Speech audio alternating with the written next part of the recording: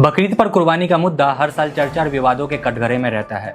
इस बार कई राज्यों में गाय, भैंस और दूसरे जानवरों की कुर्बानी पर सख्ती के कारण बाजारों की रौनक कुछ फीकी दिखाई दे रही है।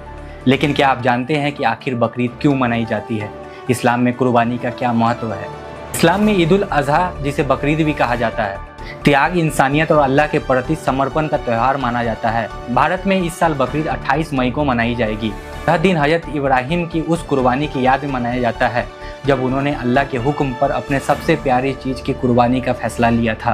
कि हजरत इब्राहिम को 80 साल की उम्र में बेटा हजरत इस्माइल मिला था। ऐसे में उनके लिए सबसे प्यारी चीज़ उनका बेटा ही था।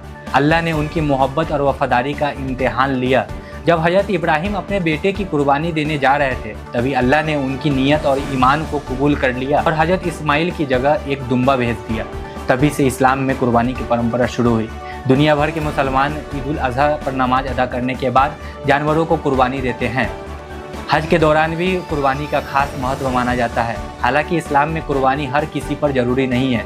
सिर्फ वही व्यक्ति कुर्बानी कर सकता है जो आर्थिक रूप से सक्षम हो। कर्ज लेकर या किसी पर बोझ बनकर कुर्बानी देने की इजाज़त नहीं दी गई है। इस्लामी मान्यता के अनुसार जिसके पास 7.5 तोला सोना, 52.5 तोला चांदी या उसके बराबर संपत्ति हो, उस पर कुर्बानी वाजिब मानी जाती है। आज के समय में इसे लगभग 1.5 लाख रुपए की संपत्ति के बराबर माना जाता है। कुर्बानी के लिए जानवर का स्वस्थ होना जरूरी है। अंधा, लंगड़ा या बीमार, बहुत कमजोर जानवर की कुर्बानी नहीं दी जा सकती है।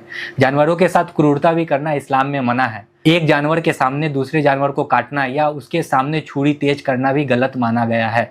इस्लाम में बकरा, भेड़, दुम्बा, भैंस और ऊंट की कुर्बानी की इजाज़त है।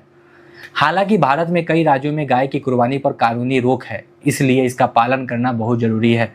नियम के मुताबिक बकरा, भेड़ कम से कम 1 साल का होना चाहिए, भैंस 2 साल और ऊँट 5 साल का होना चाहिए।